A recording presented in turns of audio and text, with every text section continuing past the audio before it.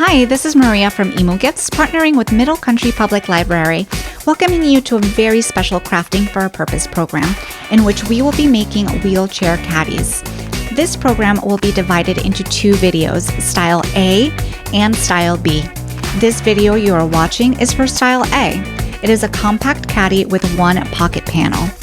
Go to our second video to check out Style B, which features front and back pocket panels. Follow the link in the video description below.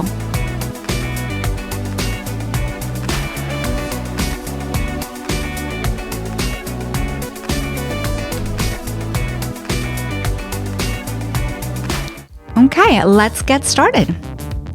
All right, for this style of a wheelchair caddy, you're going to need two pieces of fabric, 18 by 22 inches, and this is also known as a fat quarter. Now we're going to use a ruler, a rotary cutter, scissors, straight pins, and two pieces of 3-inch Velcro. Now we're going to go ahead and line up our fabrics right side together. My floral print right here has a wrong side, which is this dull side. But my plaid fabric does not. They're both sides are the same, so we're just going to put them, together. Okay, I'm making sure that the wrong side of the fabric is used. We're going to line it up as best as possible. It doesn't have to be perfect. Just line it up as best as you can and smooth it out.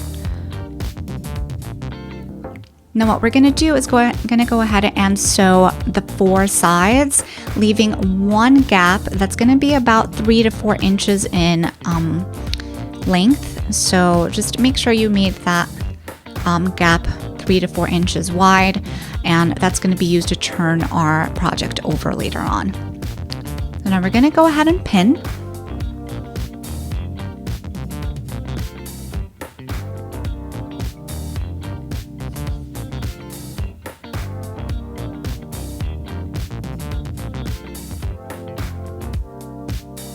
And now we're ready to sew.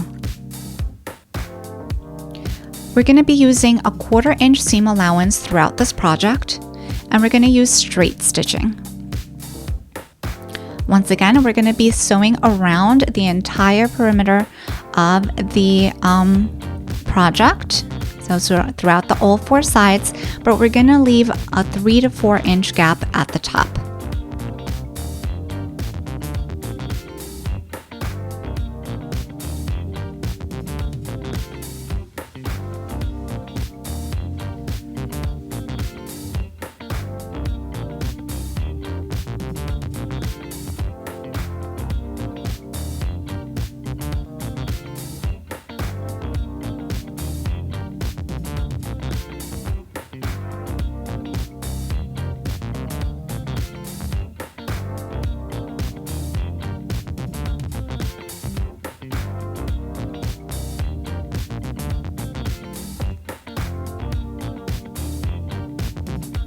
Okay, now that we've sewn around our 4 sides, we can go ahead and take out the pins. And what we're going to do is we're just going to check throughout the project to see that both pieces of fabrics were sewn together. And then, of course, if we do have any excess fabric, we'll trim that. So here's our gap. And as you can see, I have quite a bit of fabric that was, that needs to be trimmed. So we're going to go ahead and do that.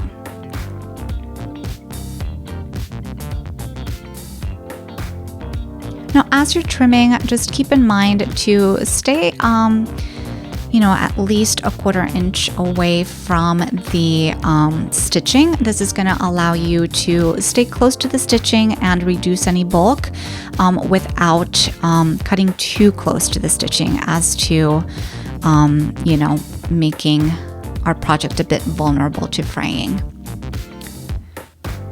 Okay, once we get to the corners, you're going to go ahead and cut diagonally, and we're going to make the corner flat. So this is going to also reduce bulking when we get to the step of turning our project right side out.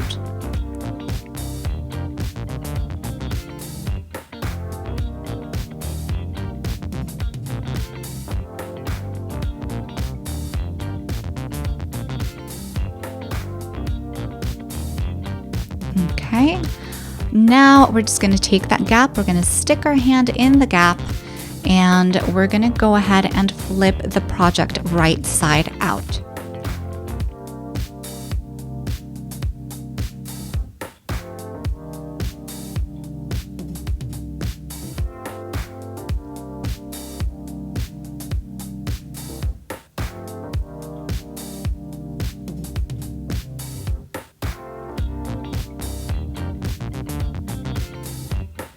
Awesome. Now, as we get to the corners, you're just going to use your fingers to poke them out as best as possible. You can also use the end of a pencil or the end of a pen. Just try not to use anything sharp, as that can create any, tears in the fabric. All right. Now, at this point, we can go ahead and press our fabric, and that's just going to make our project nice and smooth and prep it for, getting it sewn together.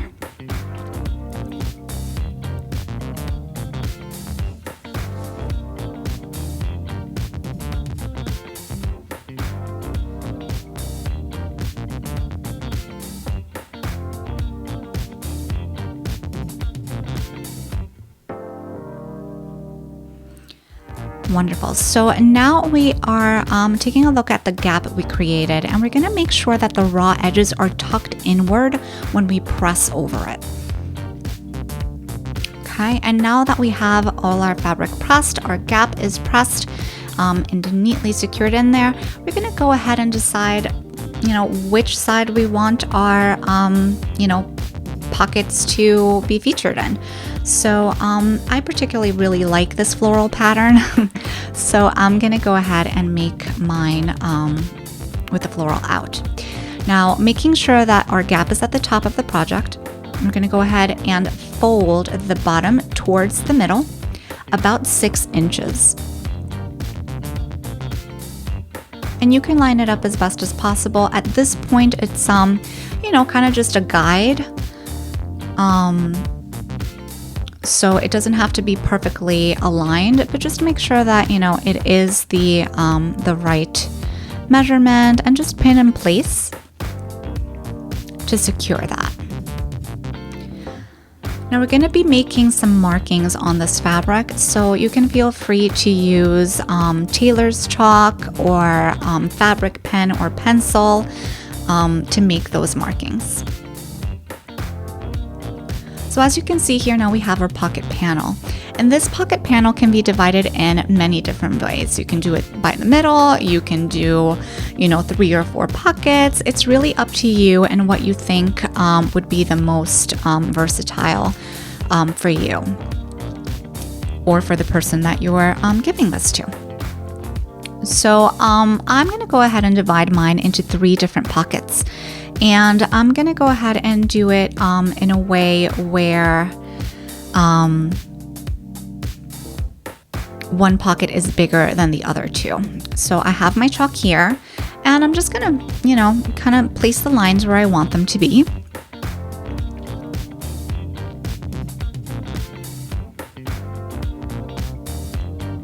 Perfect.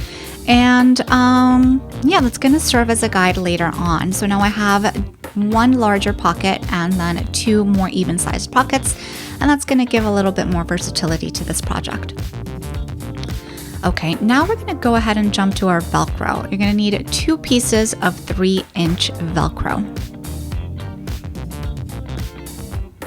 Okay, so we're going to go ahead and flip this project over, and we're going to create a little flap. So as you can see, that flap is going to go towards the back, and then our pocket panel is going to be in the front. Okay, so that flap right here, you just want to make sure you kind of align it with the top of the pocket panel. Okay, that's going to give you the most room to play with when you are securing it into, either the wheelchair or a walker. And you're going to use chalk to draw that line as a guide as well. Okay, and we're going to use our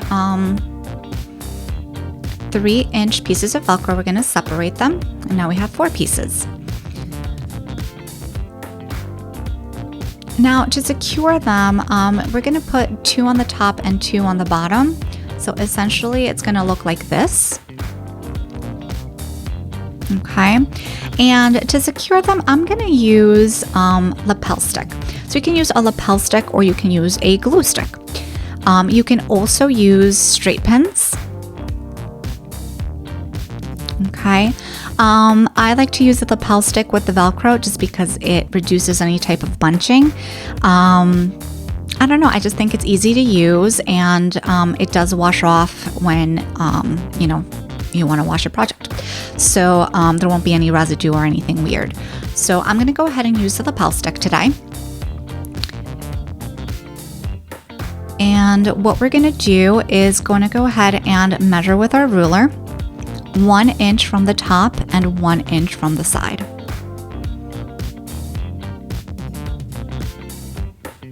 Okay, so 1 inch from the top and 1 inch from the side. And this is where we're going to put or place our Velcro. I'm going to go ahead and turn my Velcro to the wrong side and just rub some lapel glue stick action on there.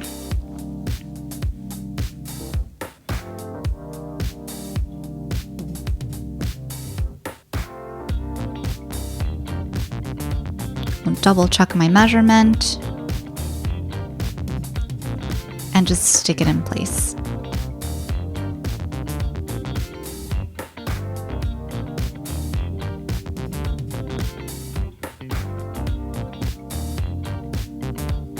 Wonderful. So now we're going to do the same thing on the other side.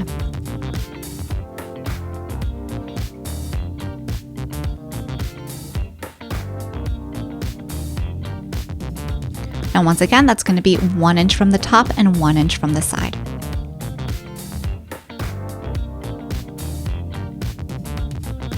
Wonderful. Now that those are in place, we're going to work on our bottom pieces of Velcro.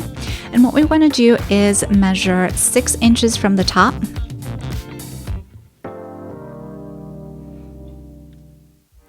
and 1 inch from the side. So this is going to align our pieces of fabric in a way where they're, very nicely aligned. And when you close that flap, they're just going to meet and be, securely in place. We're going to do the same thing on the other side. Once again, 6 inches from the top and 1 inch from the side.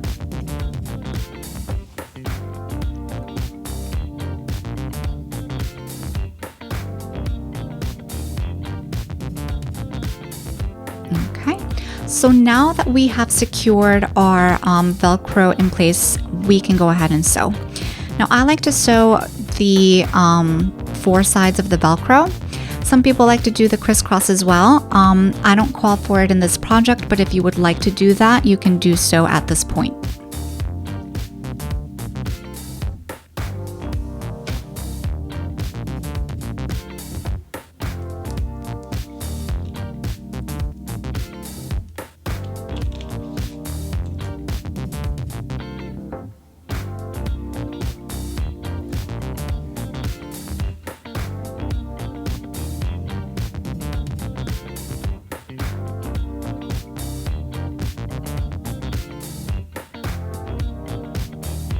Okay, and I'm just going to make sure to back stitch before I take my Velcro off the machine. And I'm going to trim any excess threads that I have. And as you can see, the Velcro is securely sewn in. Okay, and we're going to repeat the same steps over with the other 3 pieces of Velcro.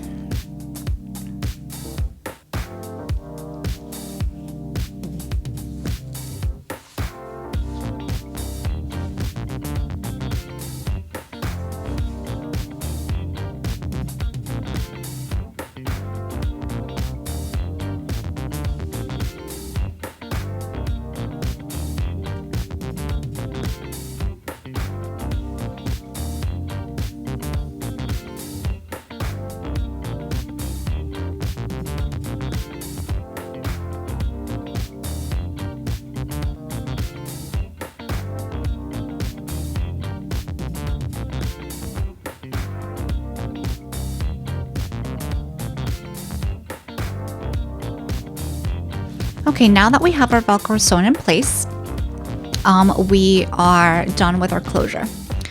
All right, so we're gonna flip this around, and I just wanna show you what we're gonna do next. So we are now going to go ahead and sew around all of the edges of the project. Okay, and this is going to create a nice decorative border, and it's also going to shut this gap that we have left at the top. Okay, so we're going to go ahead and edge stitch, and that's just going to go all around the edge of the project with a straight stitch. Now at this point, I also want to point out that I'm going to start to kind of just move around my pocket panel just to make sure that it's in the place that I want it to be. It's as straight as possible, and all the edges are meeting. That way, when I sew, everything is secured in the place that I want it to be. So you can go ahead and adjust your fabric as well at this point.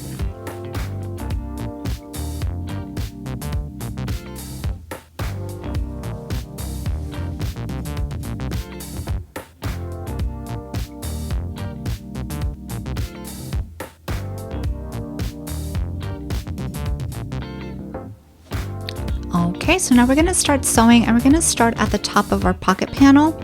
And what we're going to do is just stitch a little bit and then back stitch.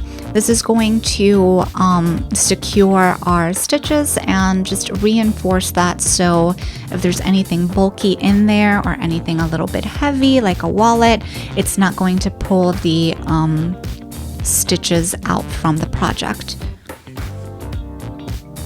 And then once again, we're going to edge stitch throughout the rest of the project to create a nice decorative border and shut the gap that we begun with at the beginning of the project.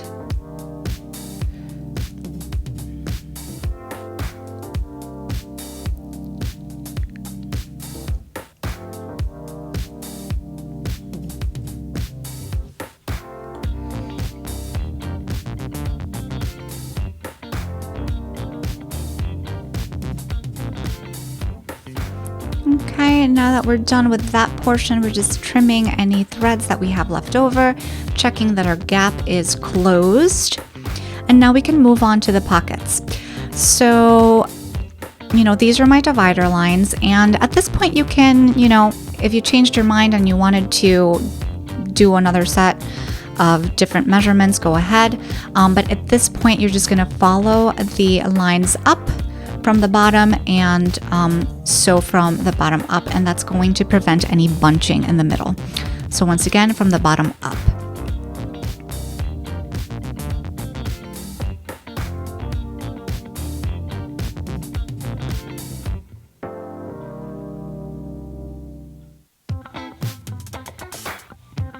Now here as well, you're going to go ahead and sew a couple of stitches and then back stitch. Once again, this is just to secure the stitches in place and reinforce them. And we're going to do the same thing at the top.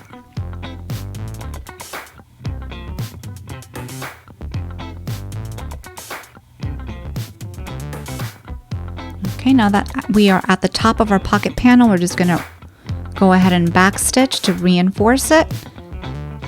And then we're going to continue on to the other dividers we created.